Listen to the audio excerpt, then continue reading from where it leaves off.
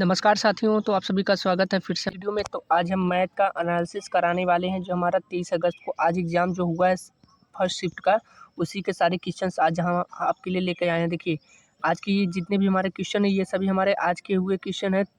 23 अगस्त को हमारा ये पेपर हुआ है आज, ठीक है। मतलब फर्स्ट शिफ्ट का ये भी हमारे क्वेश्चन काफ़ी अच्छे क्वेश्चन आए हैं, ठीक ठाक है, बढ़िया क्वेश्चन है, ठीक है। तो आज हम इसका सोल्यूशन कराने वाले हैं। तो चलिए शुरू करते हैं। आज का पहला प्रश्न है हमारा, यहाँ पे दिया है 2 गुणे 6 माइनस 12 भागे 4 प्लस 2। ये तो रीजनिंग के मतलब क्वेश्चन में पूछ दिया गया था, लेकिन ये भी तो मैथ का ही। तो सबसे पहले भाग करेंगे तो 4 से 12 में भाग देंगे, 3 आ जाएगा। तो यहाँ पे 2 गुणे 6 माइनस 3 प्लस 2, तो इसका गुणा करेंगे 6 दूनी 12 माइनस 1, तो आ जाएगा 11। ऑप्शन नंबर ए सी हो जाएगा हमारा सही जवाब, ठीक है। ऑप्शन नंबर सी हमारा 11 हो जाएगा। अगला हम देखते हैं, अगला हमारा कौन सा प्रश्न है। यहाँ पे ये भाग है, ठीक है, ये डिवाइड है। तो देखिए पहले भाग करेंगे तो 36 से 108 में भाग करेंगे, 3 आ जाएगा।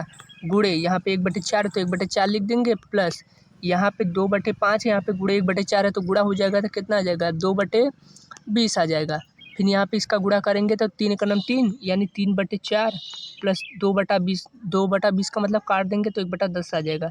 अगर इनका हम एलसीएम लेंगे तो कितना आ जाएगा, या तो सीधा ऐसे कर सकते हैं कि इसका 20 ही रहने दे तो आसान रहेगा। तो इसका एलसीएम लेंगे तो 20 होगा, तो यानी 4 × 5 = 20, 15 और प्लस 1 20 एक, ठीक है। तो यहाँ पे क्या हो जाएगा 4 × 5 = 20, 5 × 3 = 15, 20 से 20 और 1 हो जाएगा, बटे 20 हो जाएगा। तो यानी हमारा 16/20 आ रहा है, 3/4। अरे यहाँ पे 2 होगा ना, माफ़ करिएगा, यहाँ पे 2 है, 2/20 है, तो यहाँ पे आ जाएगा 2 यानी 17/20। ऑप्शन नंबर बी हो जाएगा, ठीक है, ऑप्शन नंबर बी हो जाएगा। अगला देखते हैं, यहाँ पे 5.061, यहाँ पे ये संख्या दी है, तो पूछा गया जोड़ने पे क्या होगा। तो इसको हम सीधा कर सकते हैं कि जो सबसे बड़ी संख्या है यहाँ पे, मतलब दशमलव के बाद, देखिए पहली बात तो 19 तो आएगा कन्फर्म है, क्योंकि 19 सब में दिया है, तो 19 तो कन्फर्म आएगा। तो हम लास्ट से देखें तो यहाँ पे देखिए दशमलव के बाद अगर अपना देखेंगे तो 0, 6, 1 यानी 3 अंक है। तो ऐसा देखिए जो सबसे ज़्यादा अंक हो।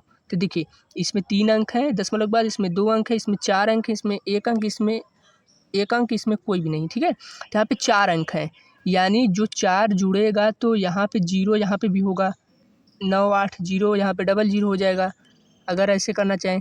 और जो 4 उसमें जुड़ेगा तो जो मतलब जो लास्ट का डिजिट होगा वो 4 आएगा। तो कौन सा है डिजिट 4, यहाँ पे 7 है, यहाँ पे 6 है, यहाँ पे 0 गलत, तो ऑप्शन नंबर सी हो जाएगा, ठीक है।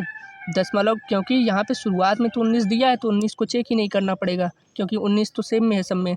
तो लास्ट का देखेंगे तो दशमलव के बाद 4 अंक है और यहाँ पे 1 अंक है, तो जो जुड़ेगा वो 4 वाला जुड़ेगा, यानी वो किसी से नहीं जुड़ पाएगा, क्योंकि मतलब 4 अंक किसी में है ही नहीं, सब में 3 अंक है दशमलव के बाद, ठीक है। तो ऑप्शन नंबर सी हो जाएगा, इसको ऐसे करना था। तो यही वाला क्वेश्चन है, यही वाला, ठीक है। हाँ, फिर एक यहाँ पे कहा गया है कि सबसे छोटी संख्या है जो एक पूर्ण वर्ग है और संख्याओं 4, 10, 12 में से प्रत्येक से विभाज्य है। तो देखिए ये तो सभी वर्ग है, देखिए 9 भी 30 का है, 20 का ये है, ये 40 का है और ये 25 का है। तो ये तो सॉरी बता 50 का है, ये तो सभी वर्ग हैं। लेकिन कहा है छोटी संख्या जो 10, 12 से विभाज्य है, यानी अगर 12 का डिविजिबिलिटी रूल देखें तो 3 और 4 से कटता है, तो यानी वो ऐसा नंबर होगा जो 3 से भी कटेगा। 3 का मतलब डिजिटल सम उसका 3 होना चाहिए, या तो 3 का मल्टीपल होना चाहिए। तो अगर देखेंगे तो 5 और 2 7, ये 3 का डिजिटल सम नहीं है, ये गलत, ये इसका भी मल्टीपल नहीं है, 4 भी मल्टीपल नहीं है। तो बचा option number B, option number B 900 हमारा राइट आंसर हो जाएगा। क्योंकि यहाँ पे ऑप्शन में सभी को देखें तो ये जो 3 से कटने का मतलब है, उसके डिजिट का मतलब 3 से कटना, तो यहाँ पे 7 होगा, यहाँ पे 7 होगा, यहाँ पे 4 होगा, तो हमारा बी इसका राइट आंसर हो जाएगा, ठीक है। इसको ऐसा करना था। यहाँ पर कहा कि दो संख्या 3 संबंधित 5 के अनुपात में, यदि प्रत्येक में से 6 घटा दिया जाए तो कौन सी संख्या हमें मिलेगी, ठीक है। तो इसका राइट आंसर 24 होगा, ठीक है। लेकिन मैं इसका सोल्यूशन करा दे, देखिए यहाँ पे 3, 5 होगा, यहाँ पे 9, 17, इनका डिफरेंस देखें तो डिफरेंस बराबर करना पड़ता है। अभी सब नहीं बता सकते क्यों करना पड़ता है। यहाँ पे 2 है, यहाँ पे 8 का डिफरेंस है, तो यहाँ पे 8 का डिफरेंस बनाने के हमें इसी में डिफरेंस बनाना पड़ेगा। तो 4 से गुणा करेंगे तो 4 3 12 हो जाएगा और 4 5 20 हो जाएगा। और यहाँ पे कहा कि यदि प्रत्येक में से 6 घटा दिया जाए तो इन संख्याओं का अंतर कितने का है, 12, 9 का अंतर कितने का है 3, और इसी 3 का मान यहाँ पे 6 दिया है, क्योंकि 3 6 घटा दिया गया, तभी तो 12 में से इतना घटाया है, तभी तो यहाँ पे 6 आएगा, क्योंकि ये इसका मान दिया है, 3 का मान यहाँ पे 6 है। तो पूछा क्या है, छोटी संख्या, छोटी संख्या का मतलब 12 और 20 में छोटी संख्या कौन है, 12 है, तो 12 हो जाएगा। तो 3 से काटेंगे तो आ जाएगा 24, तो राइट आंसर सी हो जाएगा। ठीक है, राइट आंसर ठीक हो जाएगा। अगला देखते हैं हम। हाँ, यहाँ पे ये तो बहुत इजी वाले क्वेश्चन पूछे गए थे। ए बी का 250% है तो बी ए प्लस बी का कितना परसेंट होगा। तो देखिए ए बी का 2.5% का मतलब ए जो है बी का 250% है, यानी 250/100। इसको काटेंगे तो कितना आ जाएगा, 25 का 100 1/4। ठीक है, यानी ए बटे बी बराबर सीधा कितना आ जाएगा, 1/4। तो यहाँ पर पूछा है कि बी जो है ए का कितना परसेंट है। अरे रुकिए गलती हो गई। यहाँ पे कहा कि ए बी का कितना परसेंट, तो बी गुणे 250/100। तो यहाँ पे इससे कटेगा 0 से, यहाँ से 5 से कटेगा, यहाँ पे 2 आ जाएगा। तो ए बटे बी बराबर कितना आ जाएगा, 5। ए का मान 5, बी का मान 2। तो पूछा था कि बी ए प्लस बी का कितना परसेंट है, तो बी कौन सा है, 2। ये इसका कितना परसेंट है, जो बता का रहेगा वो नीचे रहेगा। ए प्लस बी का मतलब 5 + 2 7 गुणे 100, और 200/7 कितना होता है हमारा, 200/7 हमारा 28 से 4/7 होता है। आप देख लीजिएगा, बी इसका राइट आंसर हो जाएगा। ठीक है, बिल्कुल सही जवाब हो जाएगा। और यहाँ पे कहा गया था कि 323 क्या है, कोई अभाज्य गुणनखंड है या 4 अभाज्य गुणनखंड है या 2 अभाज्य गुणनखंड है। तो इसका राइट आंसर सी होगा, क्योंकि ये जो 323 कटता है वो 17 और 19 दोनों से कटता है। आप भाग करके देख लीजिए, 323 में अगर हम 17 से भाग करेंगे तो देखिए 17 का नाम 17 और यहाँ पे 15 बचेगा, और यहाँ कितना हो जाएगा 153, 17 9 153, यानी 19 बार। यानी इसके 2 अभाज्य गुणनखंड होंगे, एक 17 होगा, एक 19 होगा। ठीक है, हाँ, ये वाला भी क्वेश्चन है कि बता टाइम एंड वर्क का, इसका राइट आंसर 300 होगा। इसको देख लीजिए, राम और श्याम 800 रुपये के लिए काम करते हैं। देखिए उसकी एफिशिएंसी से अगर गुणा कर देंगे तो उनकी इनकम निकल आएगी। देखिए मोहन 6 दिनों में काम करता है, जबकि श्याम अकेले 8 दिनों में। तो 6 8 का एलसीएम ले लेंगे, ये हो जाएगा मोहन, ये हो जाएगा श्याम। इल का एलसीएम लेंगे, आएगा 24। एफिशिएंसीज करेंगे तो कितना आएगा, 4। एफिशिएंसी इनकी निकली 4 और 3। मोहन की एफिशिएंसी 4 यानी क्षमता, और इनकी क्षमता कार्यक्षमता कितनी निकली, 3। तो कहा गया है कि रमेश की मदद से वे 3 दिनों में काम पूरा करते हैं। तो मान लीजिए रमेश का हमें वो नहीं पता है एफिशिएंसी, रमेश का एफिशिएंसी दिया नहीं, तो मान लेते हैं x है, प्लस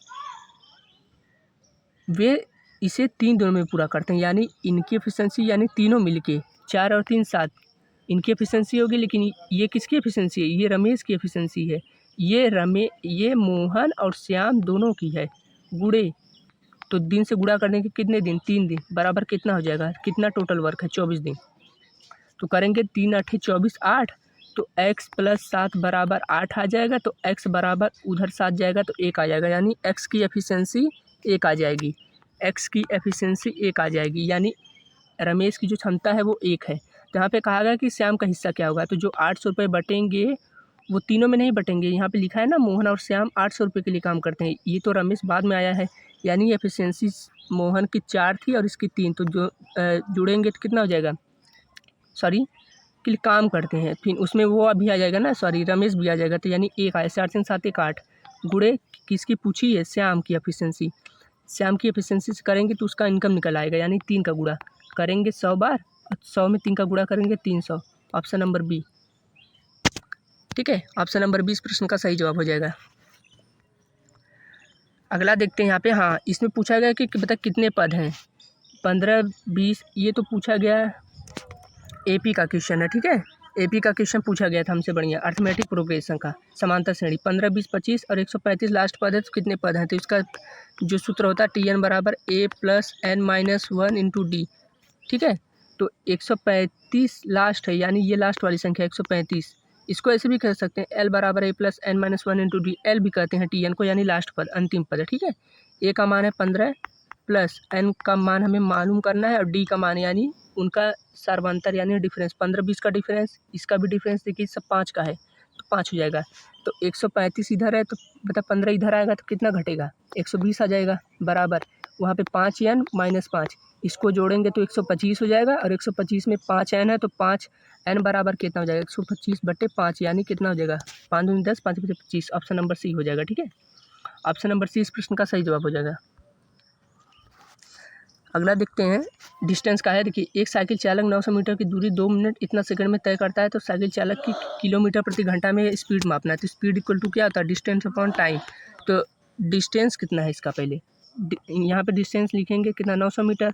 कहाँ कितना है, 900 मीटर है, और यहाँ पे 2 मिनट 60 सेकेंड, 2 मिनट 30 सेकेंड का मतलब सेकंड में बदलेंगे तो कितना हो जाएगा, 1 मिनट में 60 सेकेंड, तो 2 मिनट में 120 और ये 30, 150 हो जाएगा, 150 सेकेंड हो जाएगा। तो काटेंगे तो आ जाएगा हमारा कितना, 6 मीटर पर सेकेंड। लेकिन यहाँ पे कहा किलोमीटर प्रति घंटा में, तो मीटर पर सेकेंड से किलोमीटर प्रति घंटा में बदलने के लिए हमें 18/5 से गुणा करना पड़ेगा। तो 6 × 18/5 यानी 18 छक्का 108, 108/5, 108/5 का मतलब होता है 216 यानी 21.6। भाग करेंगे तो 21.6 यानी ऑप्शन नंबर बी हो जाएगा। ठीक है, ऑप्शन नंबर 20 का सही जवाब हो जाएगा। हाँ, यहाँ पे एक कहा गया 3 संख्याओं में दूसरी संख्या पहली से 2 गुनी है, तीसरी से भी 3 गुनी है, तो यदि तीनों संख्याओं का औसत इतना है तो छोटी संख्या पूछी गई, तो इसका 36 हो जाएगा। ठीक है, लेकिन इसका सलूशन करा रहा हूँ। देखिए यहाँ पे ए है, बी है, सी है, कह रहा है कि दूसरी जो संख्या है पहली संख्या से 2 गुनी है, तो पहली संख्या ए, दूसरी बी, तीसरी सी। तो यहाँ पे कहा गया कि दूसरी जो है पहली से 2 गुनी है, तो पहली से 2 गुनी यानी पहले का अगर 1 माने तो इसका 2 गुना हो जाएगा दूसरा। फिर कहा है और तीसरी से भी 3 गुनी है, तो जो कौन कह रहा है, दूसरी तीसरी से 3 गुनी है। यहाँ पे और का मतलब क्या बता, पहले के लिए होगा, तो दूसरी जो है तीसरी से 3 गुनी है, तो यहाँ पे करेंगे तो कितना हो जाएगा, यहाँ पे 3 लाना पड़ेगा, यहाँ पे 2 लाना पड़ेगा, भरना पड़ेगा, 3 6 2, 3 6 2 हो जाएगा। ठीक है, फिर कहा यदि तीनों संख्याओं का औसत, यानी तीनों संख्याओं का औसत यानी अगर इसको x मानना पड़ेगा तभी होगा, तो वैल्यू हम किसकी निकालेंगे, तो 3x + 6x + 2x बटे कुल संख्या कितनी है, 3 संख्या है, बराबर कितना औसत है, 66। तो यहाँ पे करेंगे तो कितना आ जाएगा, देखिए तीनों संख्याओं का औसत 66 है ना, तो यहाँ पे करेंगे तो 3 से कटेगा 22 बार में, यहाँ पे 6 2 8 3 11, एक काम करें सीधा, ये नहीं सही है, देखिए 6 2 8 3 11, 11 x बराबर 22 हो जाएगा, 22 यहाँ पे आया तो x बराबर 2 आ जाएगा। ठीक है, x बराबर 2 आ गया, तो पूछा क्या हमसे, छोटी संख्या यानी कितनी थी छोटी संख्या, 6 3 2 आया था ना, छोटी संख्या 2 थी, यानी 1 की वैल्यू 2 यानी 4, 4 का मान पूछा है, तो कितना था यार, x का मान 2 था ना, 11 दूनी 22, x का मान 2 था, तो सबसे छोटी संख्या, अरे यार 36 हो गई, 6 कितना था, 6 3 2 आया था ना, तो सबसे छोटी संख्या, तो सभी से करेंगे तो रुकिए, x का मान 2 तो इसका मान हो जाएगा 12, 6 इसका 4, तो 4 का मल्टीपल यानी ये हो जाएगा, अच्छा 6 हो जाएगा। ठीक है, 36। तो फिर से मिलते हैं आपसे नेक्स्ट वीडियो में, तब तक के लिए धन्यवाद।